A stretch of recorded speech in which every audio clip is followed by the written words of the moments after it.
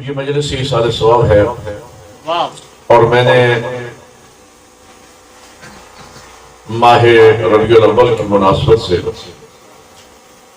قرآن مجید کی ایک معروف ترین آیہ وافی ہدایہ کی تلاوت کا شرف حاصل کیا ہے۔ ارشاد رب العزت ہے لَقَدْ كَانَ لَكُمْ فِي رَسُولِ اللَّهِ أُسْوَةٌ حَسَنَةٌ۔ میرا دل یہ چاہتا ہے کہ آج کی مجلس میں مرنے والے کو ذکر رسول خدا کا تحفہ پیش کریں۔ ارشاد پروردگار ہے لَقَدْ كَانَ لَكُمْ فِي رَسُولِ اللَّهِ أُسْوَةٌ حَسَنَةٌ کہ بے شک حضور کی زندگی ہمارے لیے ایک مکمل ضابطۂ حیات ہے، ہمارے لیے ایک رول ماڈل ہے۔ حضور نے ظاہری اعتبار سے لباس بشری میں اس دنیا میں 63 سال زندگی گزاری، جن میں سے 23 سالہ ہمارے نبی کی تبلیغی زندگی ہے۔ ان 23 سالوں میں 13 سال حضور نے تقریباً مکہ میں گزارے ہیں اور 10 سال مدینہ میں گزارے ہیں۔ ایک جھلک حضور کی مکی زندگی کی اور ایک ہی جھلک حضور کی مدنی زندگی کی۔ یہ 2 میسج ہیں، 2 پیغام ہیں اور آپ کی زحمت تمام۔ حضور کی مکی زندگی وہ ہے جس میں نبی کے دشمن زیادہ ہیں، چاہنے والے کم ہیں، یعنی باطل اکثریت میں ہے، حق پرست اقلیت میں ہے۔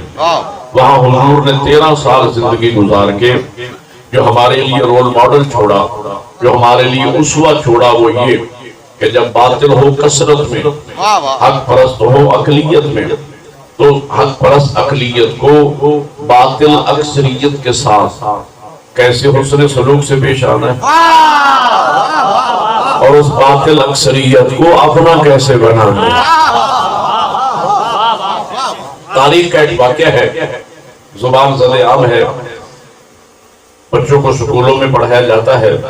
یہاں کوئی فرد ایسا نہیں ہے کہ جسے یہ واقعہ یاد نہ ہو، لیکن نتیجہ میں نے بالکل نیا دینا ہے۔ مکی زندگی کی بات،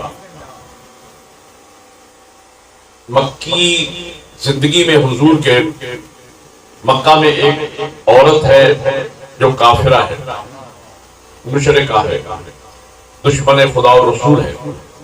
وہ سارا دن کوڑا کرکٹ جمع کرتی ہے اور جب حضور اس کے گھر کے پاس سے گزرتے ہیں تو دن بھر کا جمع کیا ہوا کوڑا کرکٹ وہ نبی رحمت کے اوپر اڑیل دیتی ہے۔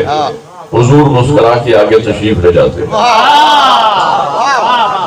یہ 2 4 10 دن کی بات نہیں ہے، میں نے تاریخ میں پڑھا ہے کہ ایک لمبا عرصہ وہ عورت یہ کام کرتی رہی۔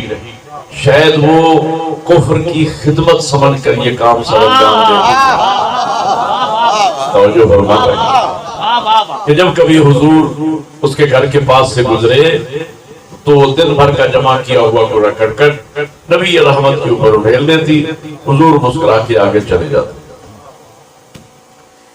اگلے جملے پر اگر آپ نے توجہ فرمائی تو میرے آنے کا حق اسی جملے پہ ادا ہو جائے گا۔ بہت خوبصورت ذوق سماعت ہے آپ کا، میں پہلے مجلس پڑھ چکا ہوں، آپ کے ذوق سماعت سے بہرحال کسی حد تک میں آگاہ ہوں۔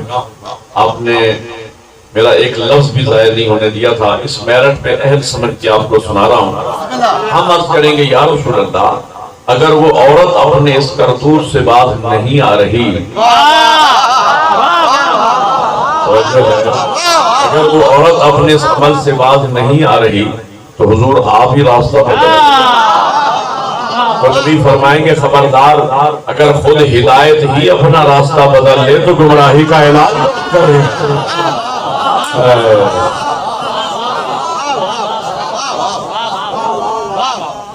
اچھا، اب آپ کی جگہ نعرہ بھی میں نے لگا۔ نعرہ حیدری،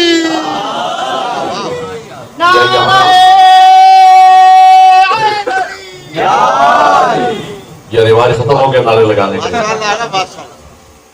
تو جو ہے اللہ آپ کو جزائے خیر عطا فرمائے۔ تو حضور فرمائیں گے کہ اگر خود ہدایت ہی اپنا راستہ بدل لے تو گمراہی کا علاج کون کرے؟ کون کرے؟ واہ حضور وہیں سے گزرتے ہیں۔ ایک دن حضور وہاں سے گزرے کہ وہ بوڑھی عورت نہیں آئی۔ واہ واہ نبی رحمت کے قدم رک گئے، جانتے ہیں استفسار فرمایا، پوچھا صحاب سے کہ آج وہ بوڑھی عورت نہیں آئی۔ کسی نے عرض کیا یا رسول اللہ سنا ہے وہ بیمار ہے۔ واہ حضور فرماتے ہیں آؤ میرے ساتھیوں واہ ہم اس کی عیادت کو جائیں، ہم اس کو پوچھنے جائیں گے۔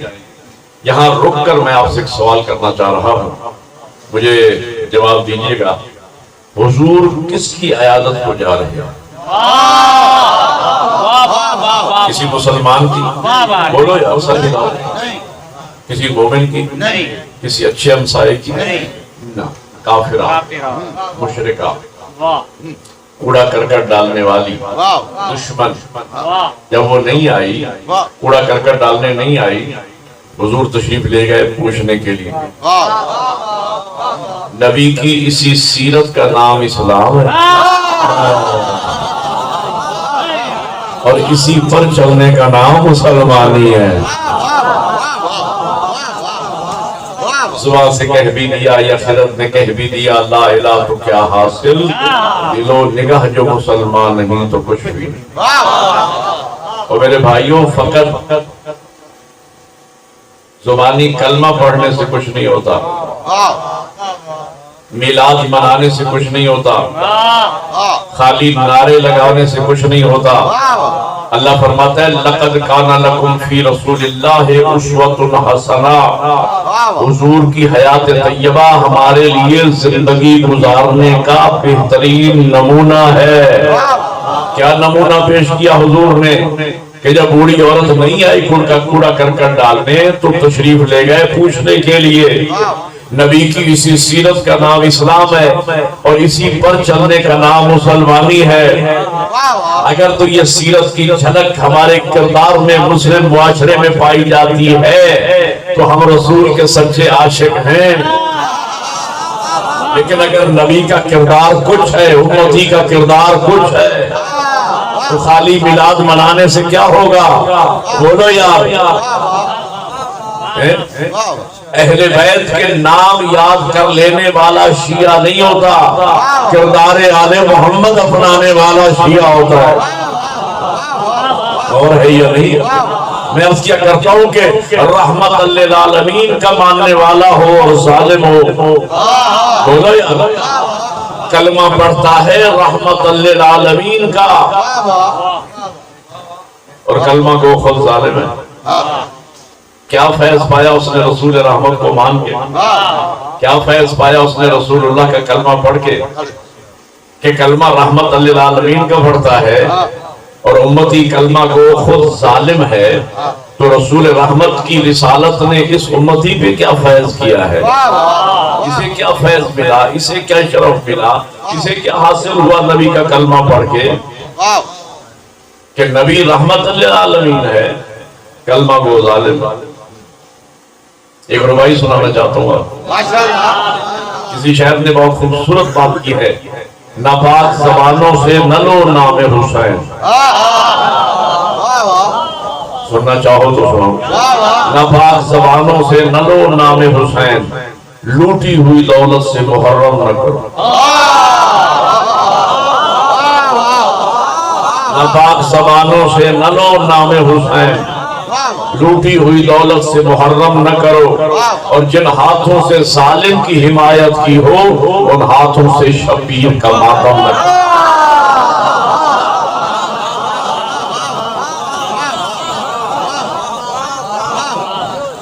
رسول رحمت کا ماننے والا ہو اور ظالم ہو، شیر خدا کا ماننے والا ہو اور بزدل ہو، علی کو ماننے کا فائدہ۔ حسن مجتبی کا ماننے والا ہو اور مہمان نواز نہ ہو، سید الشہداء کا ماننے والا ہو اور موت سے ڈر جائے، زین العابدین کا شیعہ ہو اور بے نماز ہو۔ اللہ چوتھے مقام پہ امامت و ولایت کا اقرار کرتا ہے زین العابدین کی، امام زین العابدین کو مانتا ہے، ماننے والا بے نماز ہے۔ اسے کیا فیض ملا واہ زین العابدین علیہ السلام کی امامت و ولایت کا اقرار کرنے کا کہ پیشوا زین العابدین ہے واہ اور ماننے والا خود بے نماز ہے. توجہ کرو یار، واہ کیا فیض ملا اسے. واہ میں عرض کہتا ہوں کہ بے نماز کا زین العابدین سے کیا رشتہ ہے. زین العابدین کا معنی ہے عابدوں کی زینت، سید الساجدین کا معنی ہے سجدے کرنے والوں کا سردار. امام سجدہ کرنے والوں کا سردار ہے اور ماننے والا مصلی پہ نہیں آتا. اسے کیا فیض ملا زین العابدین کی امامت و ولایت. میرے قبلہ ایک المیہ ہے جو سنانا چاہ رہا ہوں. ظلم یہ ہے ہمارے یہاں پہلے لوگ عالم پہلے بنتے تھے، منبر پہ بعد میں آتے. علامہ رشید ترابی، علامہ طالب جوہری، علامہ اظہر سنزیری، علامہ بشیر انصاری، علامہ مرزا یوسف حسین صاحب قبلہ، یعنی یہ بزرگان عالم پہلے بنے منبر پہ بعد میں آئے. آج میری قوم کے ساتھ کھیل یہ ہو رہا ہے کہ آج لوگ منبر پہ پہلے آتے ہیں، علامہ بعد میں لکھا. اسی طرح کے ایک نام نہاد علامہ مجلس پڑھ رہا تھا، پنجاب کی بات کر رہا ہوں یہاں کی نہیں، مجلس پڑھ رہا تھا اور سارا زور اس بات پہ تھا کہ میاں اصحاب کہف کے کتے نے کون سی نمازیں پڑھی ہیں. یہ مولوی صاحبان نماز نماز نماز، اصحاب کہف کے کتے نے کون سی نمازیں پڑھی ہیں. اصحاب کہف کا کتا جنت میں جائے گا تو کون سی نمازیں پڑھی تھی اصحاب کہف کے کتے نے. سارا زور اسی بات پہ تھا، پوری مجلس اسی بات پہ پڑھ دی اس نے. اس کے بعد میں نے پڑھنا تھا، جب وہ پڑھ کے اترا تو میں نے خطبہ نہیں پڑھا، منبر پہ آتے ہی میں نے قرآن کی آیت پڑھی. میں نے کہا صاحب سنتا جا، نص سے صریح ہے قرآن کی. اللہ فرماتا ہے ان الصلاۃ کانت علی المؤمنین کتابا موقوتا، کہ ہم نے وقت مقررہ پر نماز مومنوں پہ فرض کی ہے. میں نے کہا نماز مومنوں پہ واجب ہے، کتوں پہ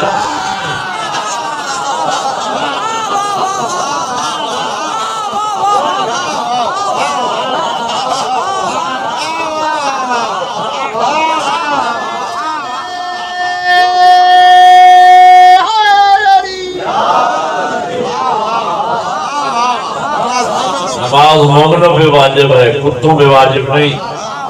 اور پھر کہا جاتا ہے میاں یہ مولوی صاحبان نماز روزہ واجبات حلال و حرام مجلس میں پڑھتے ہیں، اتنی سختی، جبکہ قرآن میں اللہ فرماتا ہے لا اکراہ فی الدین، دین میں جبر نہیں ہے. قرآن کی آدھی آیت یاد کی اسے بھی غلط استعمال. او بھائیو واقعاً دین میں جبر نہیں ہے، دین میں جبر نہیں ہے، دین میں اور شریعت میں فرق ہے. دین کا تعلق عقیدے سے ہے، شریعت کا تعلق عمل سے ہے. عقیدہ اختیار کرنے میں، دین اختیار کرنے میں جبر نہیں ہے. اگر کوئی مشرک رہنا چاہتا ہے، لا الہ الا اللہ نہیں پڑھنا چاہتا، اسے زبردستی کلمہ نہیں پڑھایا جائے گا. مشرک رہنا چاہتا ہے رہے، لا اکراہ فی الدین، دین میں جبر نہیں ہے. اگر کوئی محمد رسول اللہ نہیں پڑھنا چاہتا نہ پڑھے، رہے کافر، زبردستی اس سے محمد رسول اللہ نہیں پڑھایا جائے گا، دین میں جبر نہیں ہے. اگر کوئی منافق رہنا چاہتا ہے، علی ولی اللہ نہیں پڑھنا چاہتا نہ پڑھے، رہے منافق، زبردستی اس سے علی ولی اللہ نہیں پڑھایا جائے گا. لیکن اگر کوئی شخص اپنی مرضی سے اس نے لا الہ الا اللہ پڑھ لیا، محمد رسول اللہ پڑھ لیا، علی ولی اللہ پڑھ لیا، اب اس کا اختیار ختم ہو گیا. اب اس کو ہر وہ بات ماننا پڑے گی جو خدا کہے، مصطفیٰ کہے، مرتضیٰ کہے.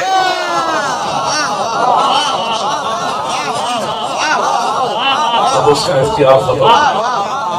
توجہ ہے یا نہیں؟ دین قبول کرنے میں اختیار ہے، دین قبول کرنے کے بعد عمل کرنے میں آپ کو اختیار نہیں ہے کہ آپ کی مرضی ہے کریں یا نہ کریں. جی تو میں کہنا یہ چاہ رہا تھا کہ امام زین العابدین کا ماننے والا ہو اور بے نماز ہو، باقر العلوم کا ماننے والا ہو اور جاہل ہو. یار سوچو شیعان علی کتنے خوش نصیب ہو. دنیا میں کسی مکتبہ فکر کے امام کا لقب نہ باب العلم ہے نہ باقر العلوم ہے. تمہارے امام کا لقب باب العلم بھی ہے، باقر العلوم بھی ہے. میں سوچتا ہوں کہ جس قوم کو علم کے میدان میں دنیا کی قیادت کرنا چاہیے تھی، وہی قوم علم کے میدان میں سب سے پیچھے رہ گئی. کیوں؟ اس لیے کہ قوم نے منبر علم کے حوالے نہیں کیا. یہ علم کا منبر تھا، یہ مکتب مکتب اہل بیت ہے، یہ مکتب مکتب ولایت ہے، یہ مکتب مکتب حسینیت ہے. او بھائیو، تعلیمی ادارہ ہے یہ مجلس حسین، یہ تعلیمی ادارہ ہے کربلا والوں کا. میرے مولا حسین نے فقط دین بچایا نہیں، بلکہ قیامت تک دین کو زندہ رکھنے کے لیے عزاداری کے نام سے ایک ایسا تعلیمی ادارہ قائم کر دیا بطور کے بیٹے نے کہ جب تک یہ مجلس حسین باقی رہے گی اللہ کے دین کو کوئی خطرہ نہیں. ایک مثال دیتا ہوں، اگر میں سمجھا سکا تو میرا حق ادا ہو جائے گا اسی جملے پر. آپ نے قلعے دیکھے ہوں گے، لاہور کا بادشاہی قلعہ، آپ کے حیدرآباد میں بھی قلعہ ہے، کوٹ ڈی جی میں بھی قلعہ ہے. قلعہ کے عین بیچ سینٹر میں ایک دیوان خاص ہوتا ہے جہاں رائل فیملی بیٹھتی ہے. اس کے اوپر ایک دیوان عام ہوتا ہے جہاں وزیر مشیر بیٹھتے ہیں. اس کے اوپر ایک حصار خاص ہوتا ہے، اس کے گرد حصار عام ہوتا ہے، اس کے گرد خندق کھودی جاتی ہے. گویا یہ ڈیفنس لائنیں ہیں کہ جب دشمن حملہ کرے تو پہلے پانی کی خندق کو عبور کرے، پھر حصار عام خاص عام کو توڑے، پھر حصار خاص کو توڑے، پھر دیوان عام کو توڑے، پھر دیوان خاص میں بادشاہ اور اس کی فیملی تک جا کر پہنچے. میرا لفظ ضائع نہ ہونے دینا، اسلام کے قلعہ کے عین بیچ سینٹر دیوان خاص میں شمع توحید روشن ہے. بولنا اگر میری بات سمجھ آئے، لا الہ الا اللہ کی شمع روشن ہے. اس کے گرد محمد رسول اللہ کا دیوان ہے، اس کے گرد علی ولی اللہ کا حصار ہے، اس کے گرد یا حسین کا حصار ہے، اس کے گرد اللہ نے ہم عزاداروں کے آنسوؤں کی خندق کھدوا رکھی ہے. یہ میرا چیلنج ہے، 1400 سال سے لے کر آج تک ابھی تک دشمنوں نے اسلام ہم عزاداروں کے آنسوؤں کی خندق کو عبور نہیں کر سکا. تو جب تک یہ گریہ باقی ہے، جب تک یہ مجلس حسین باقی ہے، نہ اللہ کی توحید کو خطرہ ہے، نہ نبی کی نبوت کو خطرہ ہے، نہ آئمہ کی امامت و ولایت کو خطرہ ہے. یہ عزاداری خود محافظ دین ہے. یہ مجلس حسین یہ اوپن یونیورسٹی ہے زہرا کے بیٹے، یہ سکول ہے کربلا والوں کا. اس لیے میں 4 جملے کہہ رہا ہوں اپنی ملت کے جوانوں کے لیے. اچھا، یہ فقط یونیورسٹی ہی نہیں، یہ کالج بھی ہے، یہ سکول بھی ہے، یہ پرائمری سکول بھی ہے. پرائمری سکول میں آپ کو چھوٹے بچے ملیں گے، ہائی سکول میں آپ کو لڑکے ملیں گے، کالجز میں آپ کو نوجوان ملیں گے، یونیورسٹیز میں آپ کو جوان ملیں گے. جہاں گرلز کیمپس ہیں وہاں بوائز نہیں ہوتے، جہاں بوائز ہوتے ہیں وہاں گرلز نہیں ہوتی. یہ ایسا تعلیمی ادارہ ہے کربلا والوں کا کہ جہاں آپ کو پرائمری کا بچہ بھی ملے گا، 80 سال کا بوڑھا بھی ملے گا. توجہ ہے یا نہیں؟ جہاں ان مجالس میں ہماری مائیں بہنیں اور بیٹیاں بھی امام حسین کی اوپن یونیورسٹی کی اسٹوڈنٹ ہیں.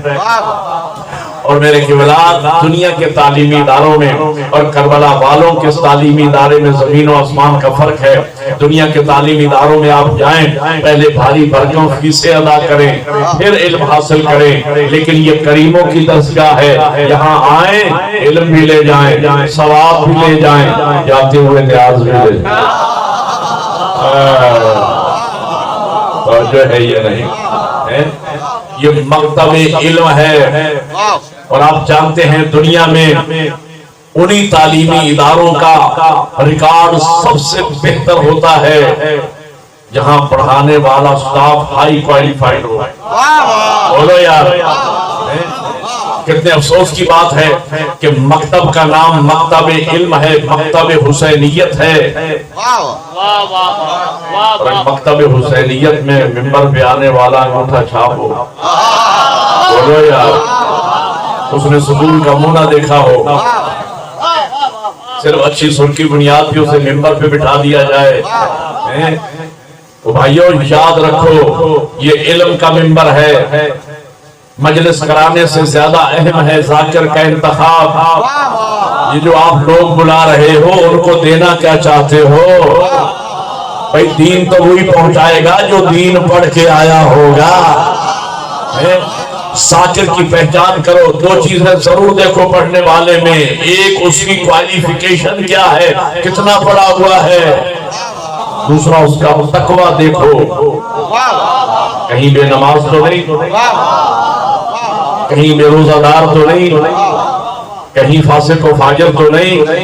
بولو یار، یہ تربیت گاہ کربلا والوں کی، اس لیے میں کہہ رہا ہوں خوش نصیب ہو دنیا میں کسی مکتبہ فکر کے امام کا لقب نہ باب العلم ہے نہ باقر العلوم ہے، تمہارے امام کا لقب باب العلم بھی ہے اور باقر العلوم بھی ہے۔ صادق کا ماننے والا ہو اور جب بولے جھوٹ بولے، چھوٹے مقام پہ امام جعفر صادق کو مانتا ہے، امام صادق ہے، ماننے والا جب بولتا ہے جھوٹ بولتا ہے۔ جھوٹے کا صادق سے کیا رشتہ؟ اجازت ہو تو چھوٹے امام کا ایک جن کی نسبت سے جعفری کہلاتے ہو ایک میسج پہنچا دوں آپ کو امام کا۔ آپ کے اور میرے امام ارشاد فرماتے ہیں یا شیعتنا کونوا لنا زینا، اے ہمارے شیعو ہمارے لیے زینت کا باعث بننا، ولا تکونوا علینا شینا، ہماری توہین کا باعث نہ بننا۔ روایت کا معنی بالمفہوم عرض کر رہا ہوں، روایت امام کی ہے، مفہوم امام کا ہے، الفاظ میرے ہیں۔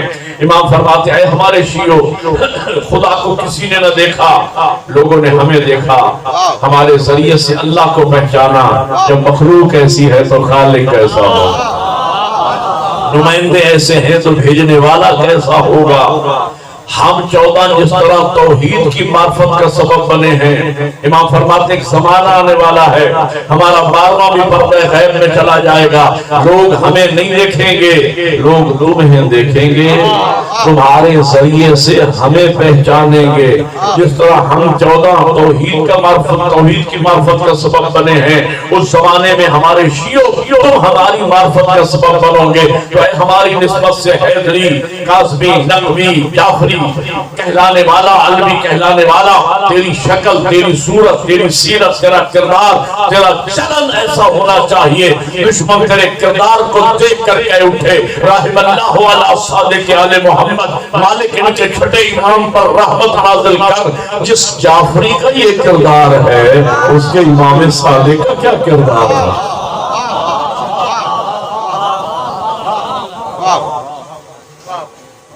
ایسا نہ ہو کہ ہمارا دشمن مسجد سے نماز پڑھ کے نکلے اور ہمارا ماننے والا علم کے نیچے بیٹھ کے بھنگ پی رہا ہو۔ گھبرا تو نہیں گیا؟ متاثر ہوگا کہ مجھے بھی ایسا ہی علی کا شیعہ ہونا چاہیے جیسے یہ علی کا شیعہ ہے۔ کونوا لنا زینا، میں مفہوم ادا کر رہا ہوں امام کے فرمان کا، اصل تھا کے بیٹھنا اور اس جملے کو لوہے دل پہ لکھ لینا، زندگی پر کام دے گا۔ امام آپ سے تقاضا کرتے ہیں اے میری نسبت سے جعفری کہلانے والے، تیری صداقت، تیری امانت، تیرا تقوی، تیری ایمانداری پورے شہر میں اس قدر معروف ہونا چاہیے کہ جب ماں بیٹے کو سودا لینے کے لیے بھیجے تو کان میں کہہ کے بھیجے بیٹا سودا علم والی دکان سے لانا۔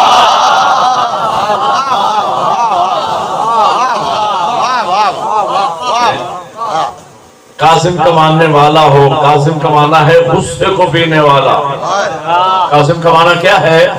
غصے کو پینے۔ امام ساتویں امام موسی قاسم کو مانتا ہے، قاسم کا معنی ہے غصے کو پینے والے، اور ماننے والا گھر میں آتا ہے تو بم کی طرح پھٹ پھٹ پھٹ، نہ بیوی محفوظ، نہ بچے محفوظ، نہ خاندان محفوظ، نہ ہمسائے محفوظ، جب بکتا ہے گالی بکتا ہے، جب بولتا ہے فوش بولتا ہے۔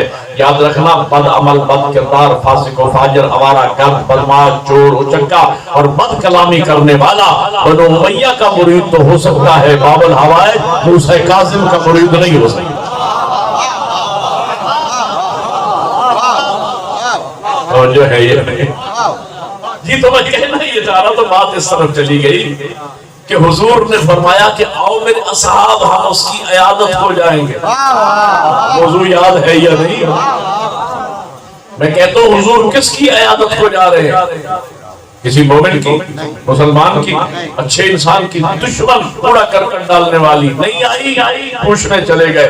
نبی کی اسی سیرت کا نام اسلام ہے. یہ واقعہ نہیں ہے، یہ پیمانہ ہے اپنے ایمان اور اسلام کو پرکھنے کا. اس آئینے میں دیکھو کہ ہم کتنے مسلمان ہیں. او بھائی نبی کا تو دشمن کے ساتھ یہ سلوک ہے، اور ہم جو عاشقان رسول بیٹھے ہیں ہمارا کردار کیا ہے؟ یہاں مومن مومن سے ٹکرا رہا ہے، مسلمان مسلمان سے ٹکرا رہا ہے، انجمن انجمن سے ٹکرا رہی ہے، ہمسایہ ہمسائے سے ٹکرا رہا ہے، مسجد مسجد سے ٹکرا رہی ہے، امام بارگاہ سے الجھ رہا ہے. اور ہے ہم سچے عاشق رسول. اگر کردار نہیں ہے، رسول اللہ کی سیرت کی جھلک نہیں ہے، تو خالی کلمہ پڑھنے کا کیا فائدہ؟ بہرحال حضور اس کے دروازے پہ تشریف لائے، اصحاب ساتھ ہیں، دروازے پہ دستک دی. بوڑھی عورت عصا کے سارے باہر نکلی، دیکھ کے کہنے لگی عبداللہ کے بیٹے آج موقع ملا بدلہ لینے کا. بولو یار جنہیں سمجھ آ رہی ہے، آج موقع ملا بدلہ لینے کا جب میں بیمار ہوں. حضور کے چہرے پہ آثار رحمت نمایاں ہوئے. کبھی بھی بدلہ لینے نہیں آیا، تجھے پوچھنے آیا، تیری عیادت کو آیا. اور اس نے واقعاً دیکھا کہ نبی کے چہرے پر تو آثار رحمت نمایاں ہیں. پتھر پانی ہو گیا، قدموں پہ گر پڑی، آنکھوں میں آنسو ہے، جسم میں لرزہ ہے. رو کے کہتی اللہ کے سچے نبی جلدی کیجئے مجھے کلمہ پڑھائیے. اب صفحہ کے بیٹھنا میری بات سمجھنا، مکی زندگی کا میسج یہاں پہ مکمل ہونے والا ہے. حضور جلدی کیجئے مجھے کلمہ پڑھائیے. حضور ایک لمحے کے لیے رکے. اے بوڑھی عورت اتنے عرصے سے تو یہ کام کر رہی تھی، میرے اوپر کوڑا کرکٹ ڈال رہی تھی، آج اتنا جلدی تیرے ہاتھ میں میری صداقت کی کون سی دلیل آ گئی کہ آج اتنا جلدی کلمہ پڑھنے پہ مجبور ہو گئی؟ جو اس عورت نے بات کی ہے وہ سونے کے پانی سے لکھنے کے مترادف ہے. وہ عورت یہ کہتی ہے اللہ کے سچے نبی آج بالآخر مجھے آپ کی صداقت کی دلیل مل ہی گئی. کیا دلیل ملی ہے؟ کیا دلیل یہ ملی ہے؟ آج میرے دل نے گواہی دی ہے جو سچا نہیں ہوتا اس میں اتنا اخلاق ہی نہیں ہوتا.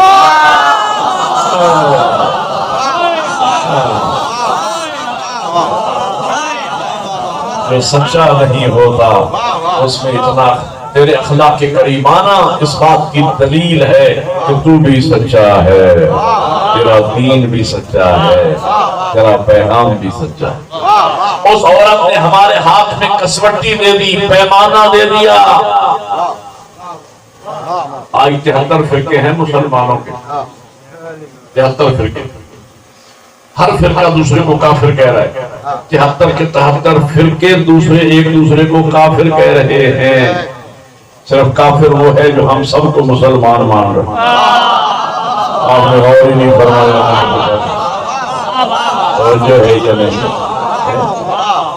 اس عورت نے ہمارے ہاتھ میں اور ہر بات فکر یہ دائی ہے کہ رسول رحمت والا سچا دین صرف ہمارے پاس. اس عورت نے ہمارے ہاتھ میں پیمانہ دے دیا کہ انالیسس کر لینا، تجزیہ و تحلیل کر لینا. جس مقصد فکر میں تمہیں انس ملے، محبت ملے، خلوص ملے، عقیدت ملے، احترام ملے، سمجھ لینا یہاں نبی رحمت والا دین ہے. اور جن مسلمانوں میں تمہیں گالی گلوچ ملے، کفر کے فتوے ملے، ملے، کم بلاش کرنا ملے، وہاں سب کچھ ہو سکتا ہے، نبی رحمت والا دین نہیں ہو سکتا.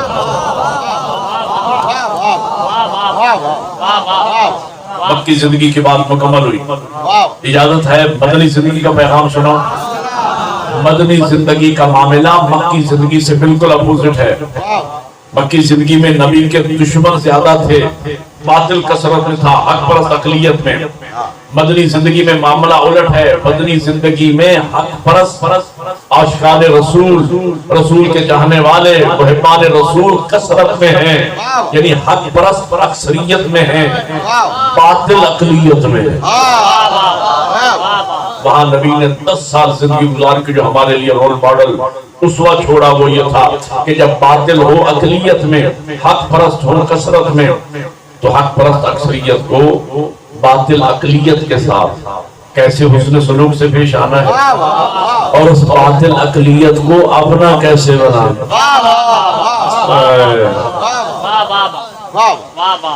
سناؤں نبی کا اسوہ.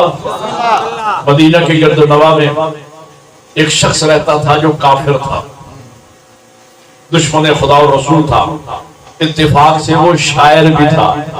تو چونکہ شاعر تھا لہذا وہ اپنی شاعری میں نبی کی ذم بیان کرتا تھا, گستاخ رسول تھا, توہین پیغمبر کرتا تھا اپنی شاعری میں. مسلمانوں کو اس پہ بڑا غصہ تھا, لیکن حضور نے منع کر رکھا تھا کہ نہیں, اس کا معاملہ میرے ساتھ ہے. اور چرواہا بہتر جانتا ہے کہ ریوڑ کو کس انداز لے چلانا. بڑا زیرک مجمع ہے یار. اور حضور فرماتے میں آخری نبی ہوں, اس کی ہدایت کی ذمہ داری بھی میرے اوپر ہے. لیکن بہرحال تاریخ یہ کہتی ہے کہ ایک دن اتفاق ایسا ہوا کہ 10-12 مسلمان کہیں جا رہے تھے کہ وہی کافر انہیں دشمن گستاخ رسول اکیلا آتا ہوا مل گیا. تو غصہ تو مسلمانوں کو پہلے سے تھا, انہوں نے اس کو پکڑ لیا, اس کے گلے میں رسی ڈالی, ہاتھ باندھے, پاؤں باندھے, کٹری میں باندھ بوند کے جہاں حضور کی کچہری لگی تھی وہاں لا کے حضور کے سامنے ڈال دیا. یا رسول اللہ یہ ہے وہ آپ کا دشمن, آج ہمیں اکیلا مل گیا تھا, ہم اسے پکڑ کے لائے.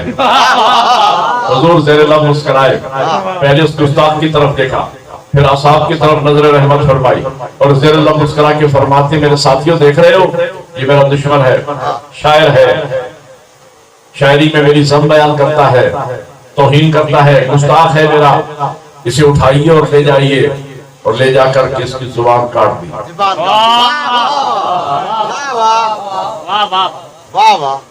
اس کی زبان کاٹ دیجیے. اب اگلے جملے پہ آپ کی خاموشی ٹوٹے گی. یہ زبان کاٹ دیجیے. میں اس کیا کرتا ہوں کہ اس دور میں بھی بڑے بڑے جذباتی مسلمان بھی موجود تھے جن کی نسلیں آج بھی ہیں.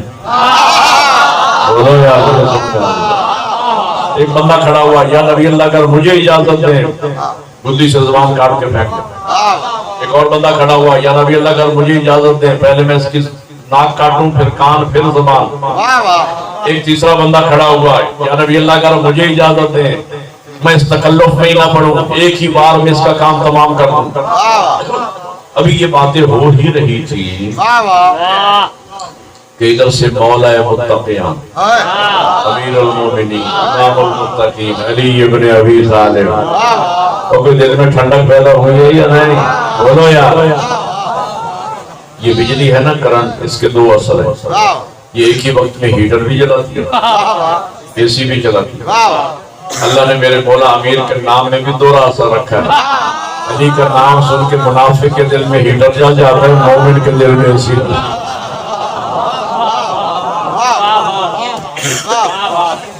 اگلا جملہ میں بزرگوں کے لیے عرض کر رہا ہوں جو سفید ریش بزرگ بیٹھے ہیں. اگلا جملہ میرا نہیں ہے, علامہ حسین بخت جارہ صاحب قبلہ کا جملہ ہے. علامہ حسین بخت جارہ میرے استاد معظم تھے اور قبلہ مفسر قرآن بھی تھے, 20 کتابیں لکھی, کئی مدارس قائم کیے. میرے جیسے سینکڑوں شاگرد ان کے ملک میں اور ملک سے باہر موجود ہیں. لیکن میں کہا کرتا ہوں کہ قبلہ کی بلندی درجات کے لیے یہی ایک جملہ کافی ہے جو عشق امیر المومنین میں ڈوب کے انہوں نے کہا اب آپ نے اپنے اپنے صرف اور محبت کے مطابق سماعت فرمانا ہے. قبلہ فرمایا کرتے تھے کہ نام علی سنتا ہر کوئی ہے لیکن کلیجہ مقدر والوں کا ٹھنڈا ہوتا ہے.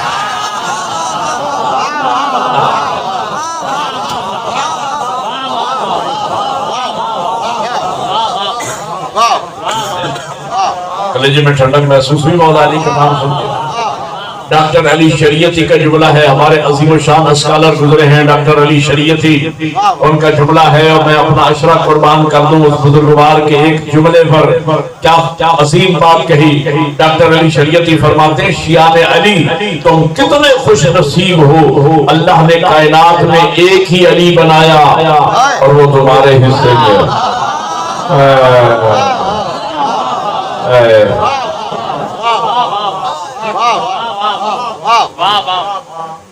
مولا متقیان تشریف لائے, آداب و تسلیمات بجا لائے. حضور فرماتے ہیں یا علی آ گئے, کا مولا غلام حاضر. مولا کا فرمان ہے انا عبد من عبید محمد, میں حضور کے غلاموں میں سے غلام.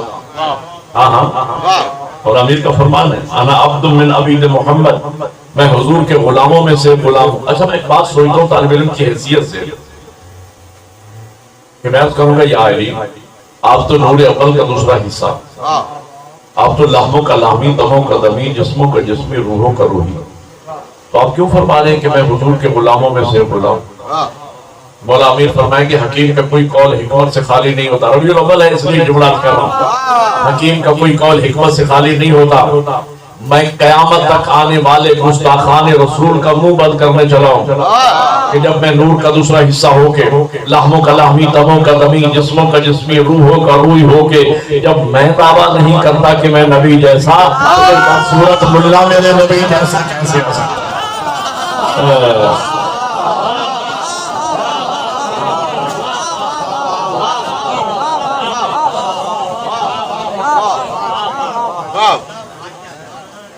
اچھا باقی پورے صدر میں لوگ نعرے بھی لگاتے ہیں، آپ صرف واہ واہ کرتے ہیں، عجیب ذوق کے سماعت۔ حسینیت حسینیت یزیدیت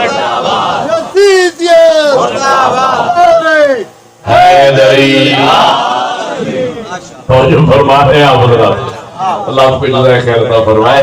جی تمہیں کہنا یہ چاہ رہا تھا، اچھا لوگ آپ پہ اعتراض کرتے ہیں کہ شیعہ نے علی مولا علی کو نبی سے بڑھا دیا، ہوتا ہی ہے، اعتراض ہوتا ہے، یہ شیعہ نے علی مولا علی کو نبی سے بڑھا دیا۔ اچھا یہ اعتراض آیا کہاں سے؟ اجازت ہو تو میں سراج سے پردہ اٹھا دوں۔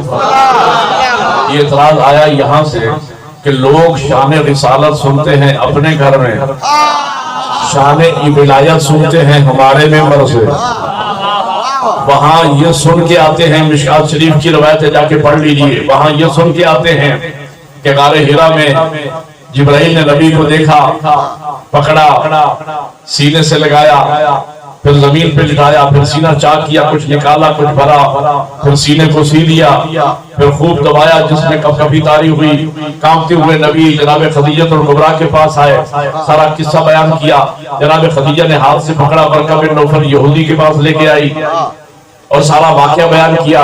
برقہ بن نوفل یہودیوں کا عالم تھا، اس نے کہا کہ بیوی پریشانی کی کوئی بات نہیں، مجھے تو لگتا ہے تیرا شوہر نبی ہونے والا ہے۔ اگر یہاں سمجھو تو علامہ اظہر حسن ذیلی صاحب کا جملہ بڑا پسند ہے مجھے، وہ فرمایا کرتے تھے برقہ بن نوفل یہودی کہہ رہا ہے، برقہ بن نوفل یہودی کہہ رہا ہے کہ پریشانی کی کوئی بات نہیں، بی بی تیرا شوہر تو نبی ہونے والا ہے۔ فرماتے ہیں کتنے دکھ کی بات ہے، برقے کو پتا ہے کتاب کو پتہ ہی نہیں،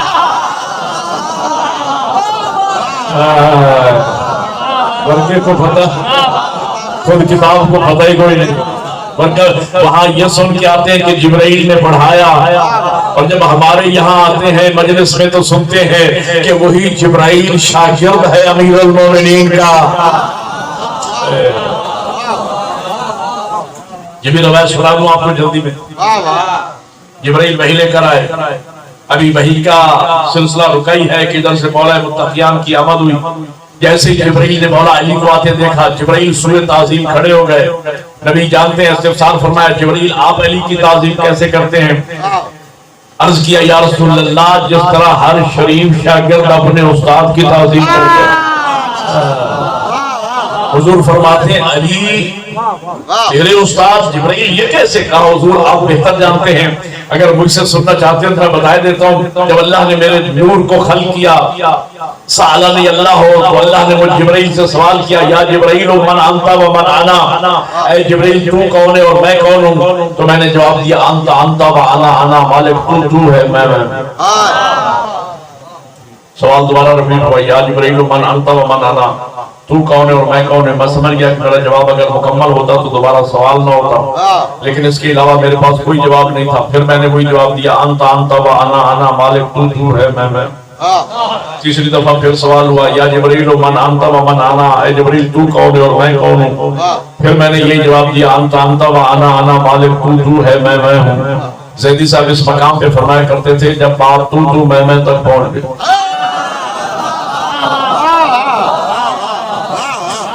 جبرائیل عرض کرتا ہے یا رسول اللہ میں پریشان تھا، حالہ میں مشکل میں تھا کہ میں کیا جواب دوں۔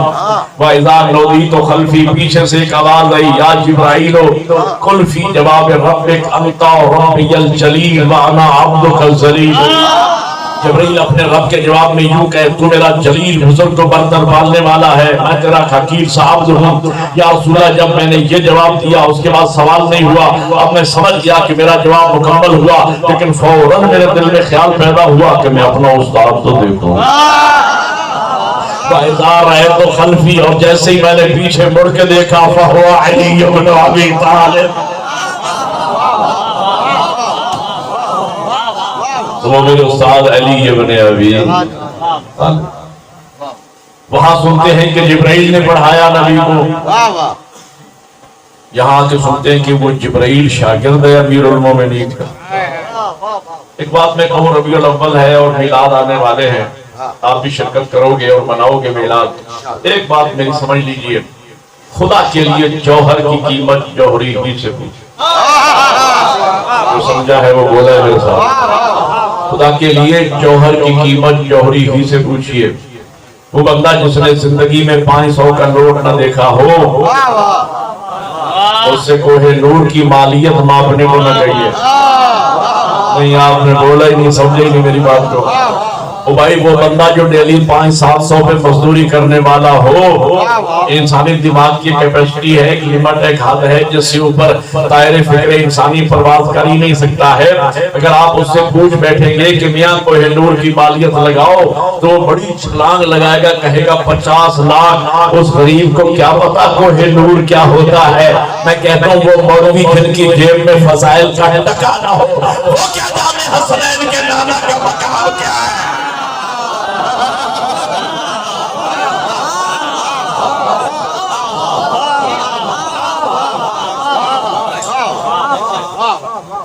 کبھی آپ نے مجھے موقع ملا، میں دیا آپ نے تو میں آپ کو شان مصطفیٰ سناؤں گا، لیکن آج کی حد تک روک رہا ہوں بات کو اپنے موضوع پر۔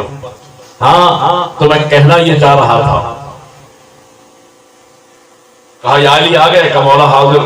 میں وہ بتا رہا تھا کہ یہ سوال آیا کہاں سے کہ پڑھا دیتے ہیں، اس کا جواب دے رہا تھا۔ وہ اس کا راز یہ ہے کہ شان رسالت سنتے ہیں اپنے گھر میں، شان ولایت سنتے ہیں ہمارے ممبر سے، وہاں سنتے ہیں کہ جبرائیل نے سینہ چاک کیا پڑھایا، یہاں سنتے ہیں کہ جبرائیل شاگرد ہے امیر المومنین کا۔ تو سوال پیدا ہوتا ہے کہ بڑھا دیا، اس مصیبت سے بچنے کا حل بھی بتا دوں۔ میرے بھائیوں جس ممبر سے تم شان علی سنتے ہو، آؤ اسی ممبر سے سنو کہ شان مصطفیٰ کیا ہے۔ شان مصطفیٰ ایک جملہ کہہ دوں، خطیب ممبر سلونی میرے امیر آقا ممبر سلونی پر بیٹھ کر جب علم کے دریا بہاتے ہیں، سائل اٹھ کے پوچھتا ہے یا علی یہ علم کا ٹھاٹھے مارتا ہوا سمندر آپ نے کہاں سے حاصل کیا ہے؟ چہرہ کھل جاتا ہے علی کا، سینہ تن جاتا ہے علی کا، مسکرا کے فرماتے سن یہ سب کچھ لعاب رسالت کو چوسنے کا آثار ہے۔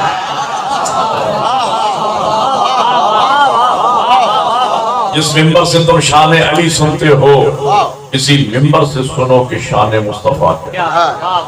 یہ میرا موضوع نہیں ہے، میں سیرت النبی پہ آخری جملہ کہنے چلا ہوں۔ یا علی آ گئے کہ مولا آ گئے۔ حضرت فرماتے ہیں یا علی دیکھ رہے ہو یہ میرا دشمن ہے، شاعر ہے، زبان سے میری توہین کرتا ہے، اسے اٹھائیے اور لے جائیے، اور لے جا کر کے اس کی زبان کاٹ دی۔ میرے مولا امیر آگے بڑھے، ید اللہ ہاتھوں سے مولا علی نے اسے اٹھایا، باہر لے گئے۔ اچھا کچھ لوگ وطن حضور کے پاس بیٹھے رہے اور کچھ لوگ یہ دیکھنے کے لیے کہ باہر ہوتا کیا ہے، انہوں نے دیکھا کہ سب سے پہلے میرے مولا امیر نے اس کے گلے کی رسی کھولی، پھر اس کے ہاتھ آزاد کیے، پھر اس کے پاؤں آزاد کیے۔ جب وہ سیدھا کھڑا ہو گیا اور امیر فرماتے اے شخص کی کیا دیکھ رہے ہو؟ کہ یا علی یہ اونٹ ہے، اور فرماتے یہ میری ذاتی سواری کا جانور ہے، لیکن آج کے بعد یہ اونٹ تیرا ہے،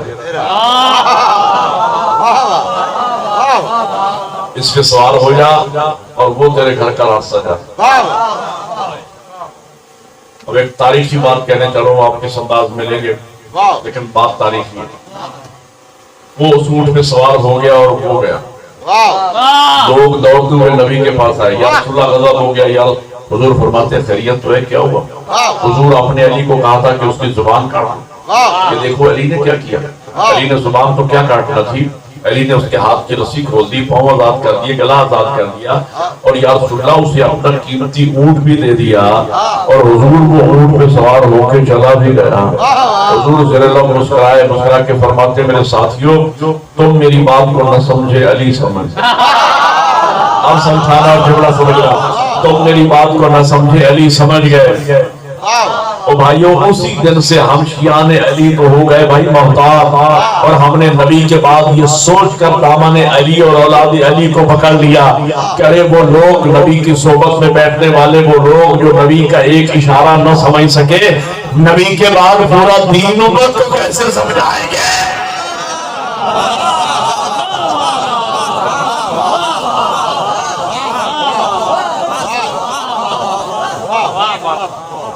یہی وجہ ہے بعض از پیغمبر باقی مسلمانوں نے نبی کے بعد دین حاصل کرنے کا سورس اصحاب کو مانا۔ یہ واحد مکتبہ فکر ہے کہ جنہوں نے نبی کے بعد دین اہل بیت سے، بولو یار، ہم نے دین اہل بیت سے، باقی مسلمانوں نے اصحاب کے ذریعے دین لیا، ہم نے اہل بیت کے ذریعے دیا۔ دلیل ہے میرے پاس، علمی دلیل ہے، اور دلیل یہ ہے کہ وہاں 72 فرقوں کی بنیاد سیاستہ پہ ہے، 6 کتابیں، صحاح صحیح کی جمع ہے، ستہ یعنی 6 صحیح کتابیں، بخاری، مسلم، سنن ابن ماجہ، سنن ابن داؤد، ترمذی اور سنن نسائی۔ میرے مکتب کی بنیاد، مکتب اہل بیت کی بنیاد کتب اربع پہ ہے، 4 کتابیں، میں نام بتا دوں شاید بچوں کو یاد ہو جائیں، 4 کتابیں ہماری جس پر مذہب اہل بیت بیس کرتا ہے۔ پہلی کتاب کافی ہے جسے شیخ یعقوب کلینی نے تعریف فرمایا ہے، دوسری کتاب من لا یحضر الفقیہ ہے جسے شیخ صدوق ابن بابویہ کلی نے تحریر فرمایا ہے، اور تیسری اور چوتھی دونوں کتابیں شیخ جعفر طوسی نے لکھی۔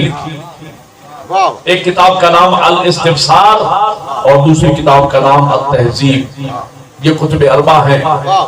اور میرے پاس علمی دلیل یہ ہے، سیاستہ میں جا کے پڑھ لیجئے، آپ کو 98 پلس احادیث اصحاب رسول سے ملے گی۔ میری کتب اربع میں آ کے پڑھ لیں، آپ کو ہر حدیث معصوم سے ملے گی۔ قال امیر المومنین، قال الحسن، قال الحسین، قال زین العابدین، قال باقر، قال جعفر۔ اگر کوئی یہ کہے کہ ہم بھی اہل بیت کو مانتے ہیں، ہم بھی اہل بیت کو مانتے ہیں، اچھا یہ بھی کا بھی بڑا چکر ہے، ہم بھی، جبکہ اہل بیت کو بھی ماننے کا حکم نہیں، اہل بیت ہی کو ماننے کا حکم۔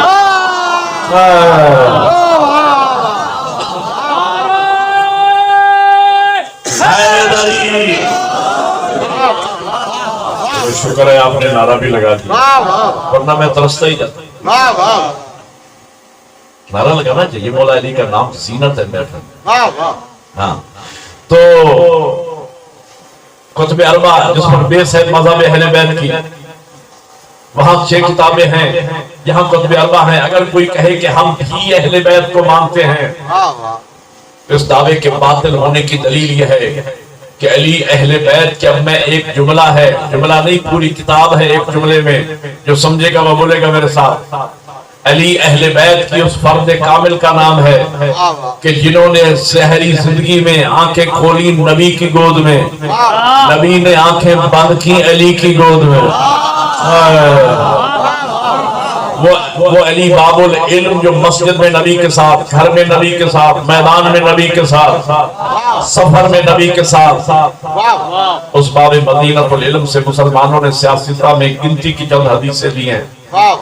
اور حضرت ابو ہریرہ رضی اللہ تعالیٰ عنہ جو فتح مکہ کے بعد مسلمان ہوا، جسے 1.5 یا پونے 2 سال نبی کی صحبت میں رہنا نصیب ہوا، اس حضرت ابو ہریرہ سے مسلمانوں نے سیاستہ میں ہزاروں حدیثیں لی ہیں، ہزاروں۔ ختم ہوگی میری تقریر، میں آپ کی زحمت کو تمام کرنا چاہتا ہوں۔ میں کہنا یہ چاہ رہا ہوں باقی مسلمانوں نے نبی کے بعد دین لیا اصحاب سے. یہ واحد محرمہ فکر ہے مکتب تشیع کہ ہم نے نبی کے بعد دین لیا اہل بیت سے. میرا حق بنتا ہے کہ میں اپنے منبر پر اپنی ملت کے بچوں کو مذہب اہل بیت کی حقانیت سناؤں. سر اٹھا کے بیٹھنا، سجدے کرو گے مکتب اہل بیت کی صداقت پہ گھروں پہ جا کے. اگر میں دلیل پہنچانے میں کامیاب ہو گیا، میرے مکتب کی صداقت کی دلیل یہ ہے بھائی نبی کے بعد دین کے وارث کون؟ اصحاب یا اہل بیت؟ اگر تو نبی کے بعد دین کا، شریعت کا، فقہ کا، قرآن کا، حدیث کا مسئلہ پوچھنے کے لیے نبی کے بعد اگر تو اہل بیت جائیں کسی صحابی کے در پہ، بولو یار میں مانتا ہوں اصحاب دین کے ذمہ دار ہوں گے، لیکن اگر تاریخ بول بول کر کہے کہ خود صحابی رسول کرسی اقتدار چھوڑ کر دین کا مسئلہ علی سے بول رہے ہیں.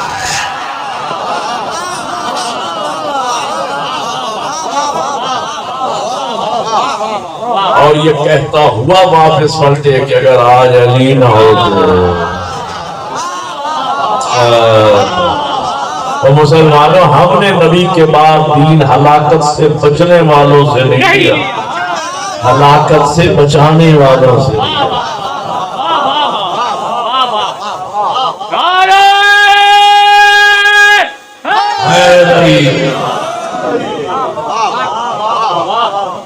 آخری جملہ اور یہیں پہ روک رہا ہوں، میرا ٹائم پورا ہو چکا ہے.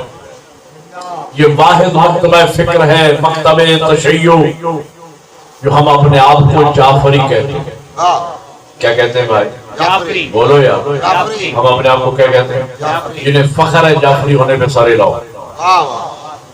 صرف آپ ہی کو فخر نہیں، آقا خمینی رحمت اللہ علیہ کا وصیت نامہ ان کے بعد رہبر عظیم الشان سید علی خامنائی نے پڑھ کے سنایا، اور وصیت نامے میں جملہ یہ تھا کہ مجھے اس بات پہ ناز ہے کہ میرا مکتب مکتب جعفری ہے. اور قائد اعظم محمد علی جناح بانی پاکستان سے جب کسی نے پوچھا تھا کہ آپ کا مکتب کیا ہے، آپ کس فرقے سے تعلق رکھتے ہیں، تو سینہ ٹھوک کے انہوں نے کہا کہ مجھے اس بات پہ ناز ہے کہ میں جعفری ہوں، میں اثنا عشری ہوں، 12 اماموں کا ماننے والا ہوں. قائد اعظم بھی شیعہ تھا، اسے فخر تھا. امام خمینی کو فخر تھا کہ میں جعفری ہوں. پتہ چلا مکتب اہل بیت عالموں کا مذہب ہے جاہلوں کا.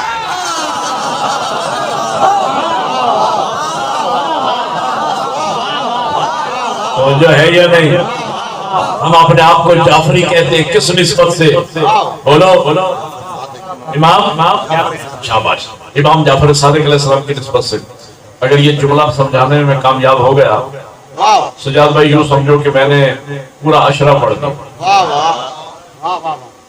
اور پہلے ہی 4 سال کے بعد آپ نے بتایا ظاہر اسی طرح ہی میں نے عشرے پڑھنے. اب پتہ نہیں اب آئندہ وقت زندگی میں آنا نصیب ہوتا ہے یا نہیں. جو آپ کے بلانے کا جو رفتار ہے مجھے تو لگتا ہے کہ شاید ہی کوئی مجلس نصیب ہو زندگی میں. تو میں چاہتا ہوں کہ پورا عشرہ ایک ہی مجلس میں سنا لوں، اور جو ہے وزن تول لینا. پورا عشرہ سنا رہا ہوں ایک جملے میں. یہ واحد مکتبہ فکر ہے جو ہم اپنے آپ کو جعفری کہتے ہیں. بولو میرے ساتھ کس نسبت سے جعفری کہتے ہیں؟ امام جعفر صادق علیہ السلام کی نسبت سے. امام جعفر صادق علیہ السلام کون تھے؟ امام محمد باقر علیہ السلام کے فرزند تھے، ہے یا نہیں؟ امام محمد باقر علیہ السلام کون تھے؟ امام علی زین العابدین علیہ السلام کے فرزند تھے. امام علی زین العابدین علیہ السلام کون تھے؟ امام حسین علیہ السلام کے فرزند تھے. بات تاریخی ہو تو نعرہ بھی مل کے تاریخی لگا دینا، لیکن میری بات مکمل ہونے کے بعد میں نے عرض کیا دوبارہ کہہ رہا ہوں یہ واحد مکتبہ فکر ہے شیعان علی جو ہم اپنے آپ کو جعفری کہتے ہیں. امام جعفر صادق علیہ السلام کی نسبت سے. امام جعفر صادق علیہ السلام کون تھے؟ امام محمد باقر علیہ السلام کے فرزند تھے. امام محمد باقر علیہ السلام کون تھے؟ امام علی زین العابدین علیہ السلام کے فرزند تھے. امام علی زین العابدین علیہ السلام کون تھے؟ امام حسین علیہ السلام کے فرزند تھے. امام حسین علیہ السلام کون تھے؟ امام حسن کے بھائی تھے اور مولا علی کے فرزند تھے۔ مولا علی کون تھے؟ نبی کے چچا بھائی بھی تھے، نبی کے داماد بھی تھے، خاتون جنت کے شوہر بھی تھے، جوانان جنت کے سرداروں کے باپ بھی تھے۔ تو مسلمانوں، ہم نے نبی کے بعد دین اس دروازے سے لیا ہے جس دروازے سے نبی نکلتے تھے، اسی دروازے سے علی نکلے، اسی دروازے سے حسن نکلے، اسی دروازے سے حسین نکلے، اسی دروازے سے زین العابدین نکلے، اسی دروازے سے محمد باقر نکلے، اسی دروازے سے جعفر صادق نکلے۔ تو مسلمانوں، ہم نے نبی کے بعد نہ گھر بدلا ہے نہ در بدلا ہے۔ اب مل کے بولو حیدری۔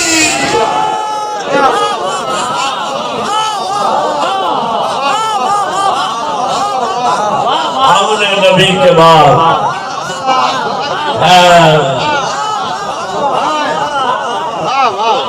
حسینیہ حسینیہ یزیدیہ یزیدیہ حیدری۔ ہم نے نبی کے بعد نہ گھر بدلا ہے۔ لوگ کہتے ہیں شیعان علی مجالس کے ذریعے، عزاداری کے ذریعے، جلوسوں کے ذریعے، گلی گلی، کوچو کوچو، محلے محلے میں جا کے عزاداری کر کے، ماتمداری کر کے، جلوس نکال کے یہ شیعان علی میاں ہمیں اہل بیت کی طرف لے کے جانا چاہ رہے ہیں۔ نہ میرا مسلمان بھائی، ہم تمہیں اہل بیت کی طرف لے کے نہیں جانا چاہ رہے، ہم تو اہل بیت کے وسیلے سے تمہیں دروازہ رسول دکھا رہے ہیں۔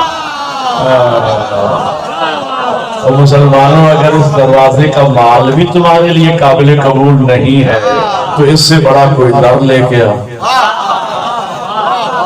وہ اونٹ پہ سوار ہو گیا اور ہو گیا، یاد ہے یا بھول گئے؟ میں موضوع کو مکمل کر دوں۔ وہ اونٹ پہ سوار ہو گیا، مدنی زندگی کی بات مکمل ہو رہی ہے۔ وہ اونٹ پہ سوار ہو گیا اور ہو گیا۔ دن گزرا، رات گزری، اگلا دن ہوا، کل جو بندھا ہوا لایا گیا تھا آج کھلا ہوا خدا ہے۔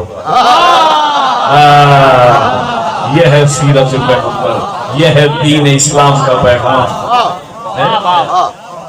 تو بھائیو، ہمارے بچوں کو کالجز اور یونیورسٹیز میں جو تاریخ اسلام پڑھائی جا رہی ہے نا، وہ بنیادی طور پر اسلام کی تاریخ ہے ہی نہیں۔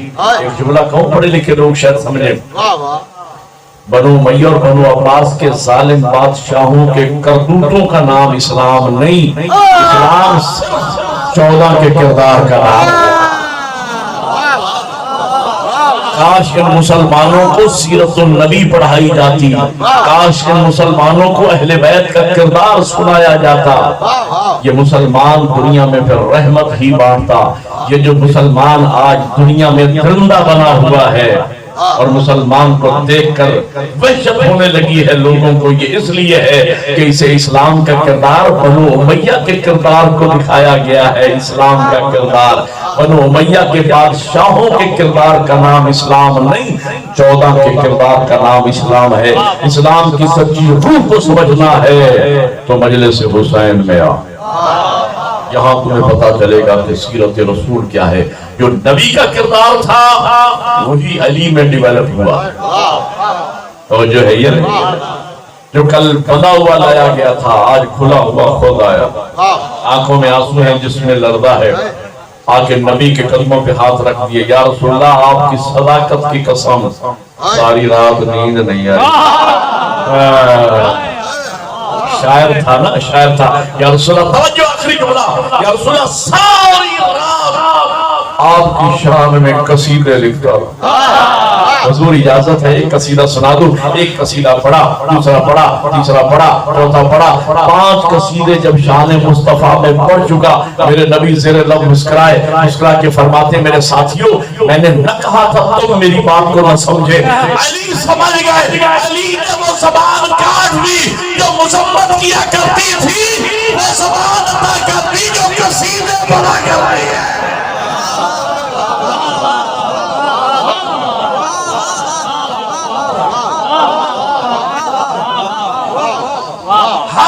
نبی کے بعد دین کا وارث اہل بیت کو مانا۔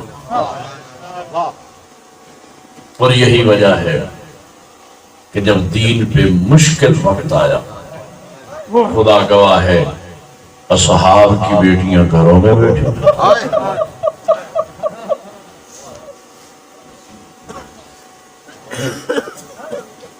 وارث دین کی بیٹیاں کبھی اس بازار کبھی اس طرف۔ سادات کا بڑا خرچ ہوا دین۔ میرے استاد معظم علامہ سید صفدر حسین نجفی محسن ملت کا جملہ ہے، سادات کا خرچہ دین پر بتا رہے تھے، فرما رہے تھے کہ 63 محمل مدینہ سے لے کے جنت کی زینب جن کا رشتہ ہے اولاد زہرا کے ساتھ، جو عزادار گھر سے نیت کر کے آیا ہے کہ میں جا رہا ہوں اور سیدہ کے رومال کو آنسوؤں سے تر کر کے واپس آؤں گا، اس عزادار کے لیے 2-4 قبلہ قبلہ فرماتے 63 محملوں پہ بیٹیاں بچے سوار تھے جب سادات کا قافلہ مدینہ سے چلتا، اور پھر فرماتے ہیں کہ جب واقعہ کربلا ختم ہو چکا اور سید زادیوں کو رسل بستہ کوفہ اور شام کی طرف لے جایا جانے لگا تو قبلہ فرماتے ہیں پھر بھی 40 اونٹ تھے جن پر بیویوں اور بچوں کو سوار کیا گیا۔ فرماتے ہیں ہر اونٹ پہ 2 سواریاں بھی ہوں 80 سواری بنتی ہے، لیکن جگر پڑتا ہے جب ہم سید سجاد کا جملہ پڑھتے ہیں۔ میرا قیدی مولا فرماتا ہے جب ہم شام کے بازار میں داخل ہوئے تو ہم صرف 17 افراد رہ گئے جو ایک رسی میں بندھے ہوئے تھے۔ وہ چھوٹی اولاد والا شیعہ مجھے بتا وہ چھوٹے چھوٹے معصوم بچے کہاں ہیں؟ سید ہوں، مسافر ہوں، آپ کا مہمان ہوں، آپ میرے شریف میزبان ہیں۔ ایک دعا مانگتا ہوں، دعا کی قبولیت کا وقت ہے، آمین ضرور کہیے گا۔ میں آپ سب کے لیے، آپ سب میرے لیے دعا کریں۔ میری دعا ہے کہ اللہ ہم سب کو کربلا کی زیارت نصیب کرے۔ میں دیکھ رہا ہوں میں نے کربلا کا نام لیا ہے، ہر امیر غریب کی آنکھوں میں آنسو آ چکے۔ میں سوچتا ہوں امیری غریبی تو مالک کی طرف سے ہوتی ہے، غریب عزادار کا دل تو کرتا ہوگا کاش میں بھی کربلا جاؤں اور جا کے وہ جگہ دیکھوں جہاں 70 قدم کے فاصلے پہ غریب ذبح ہوتا رہا، 3 مہینے سر پہ قرآن رکھ کے کہتی رہی او ظالم ناباد۔ میری دعا ہے مسافر سید کی اللہ آپ کو لے جائے کربلا، سادات کی قربانیاں دین پہ دیکھنا ہو تو کربلا جاؤ، اور جب جاؤ نا کربلا ہو سکے تو میرے بدے ہوئے ہاتھوں کو یاد رکھنا، کوشش کرنا اللہ کرے آزادی ہو فردن شام جانے کی۔ جب کربلا سے شام جانے لگو نا کوشش کرنا اس علاقے کا مقامی ڈرائیور لینا، اس ڈرائیور سے کہنا کہ یار ہمیں اس راستے سے شام لے جا جس راستے سے بطول ظالم ہے۔ وہ ڈرائیور آپ کو بتائے گا یہ بھی غریب زہرا کی قبر ہے، یہاں بھی گلستان زہرا کی کلی دفن ہے۔ عزاداروں کربلا سے لے کر شام تک اولاد بطول کی قبریں بنے۔ کیسے قبریں بنی؟ یقیناً آپ نے بچوں کے ساتھ سفر کیا ہوگا، میں زیادہ دور کی بات نہیں کرتا۔ آپ کو اپنے اس شہر سے سانگڑ تک جانا ہونا، اللہ کرے میں لفظ سمجھا دوں، سانگڑ تک جانا ہونا، جتنی آرام دہ سواری کیوں نہ ہو، دستور سفر کیا ہے؟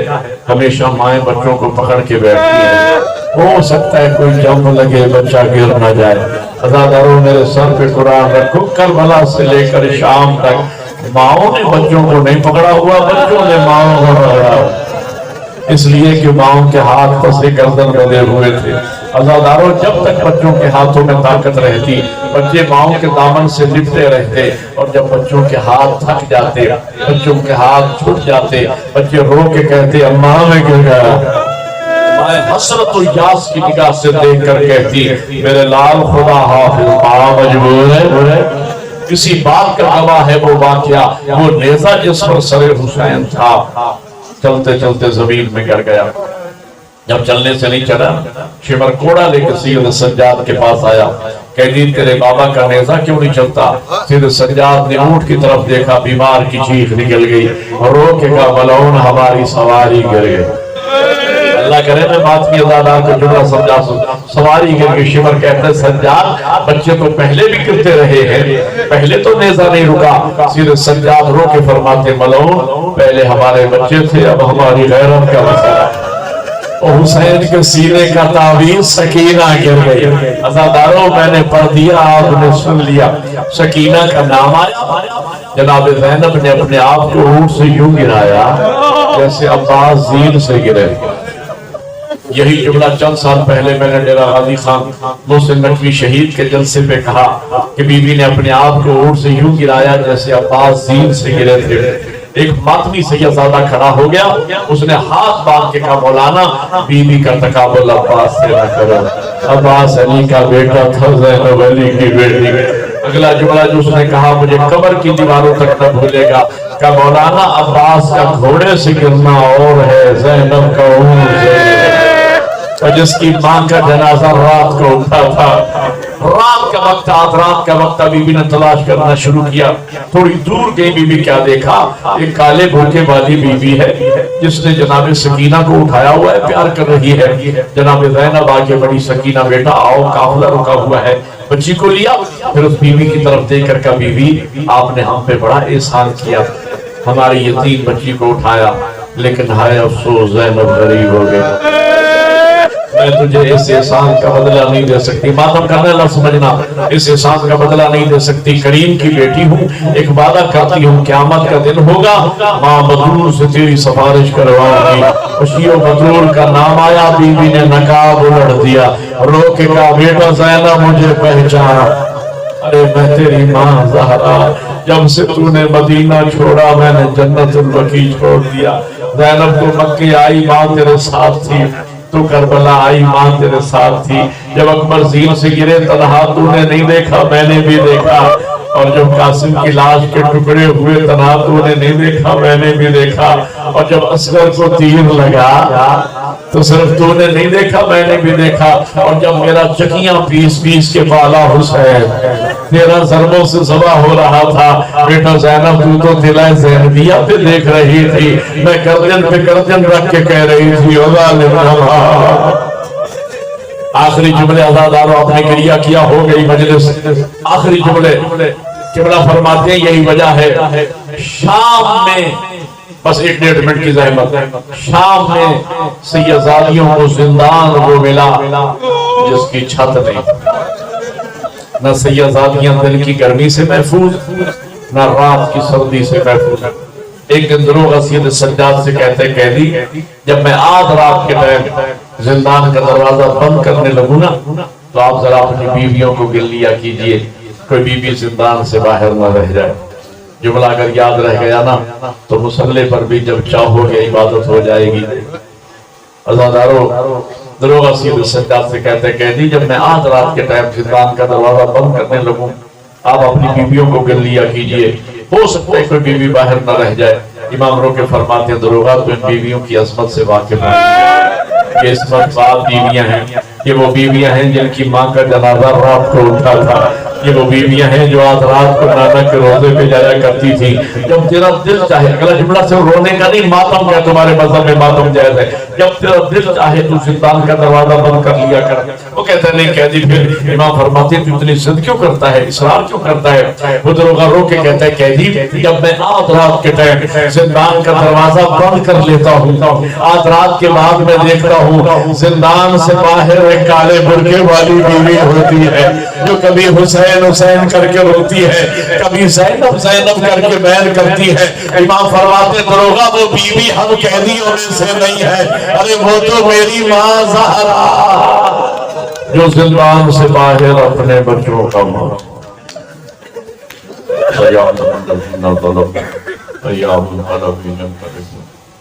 یا محمود و بحق محمد یا آلہ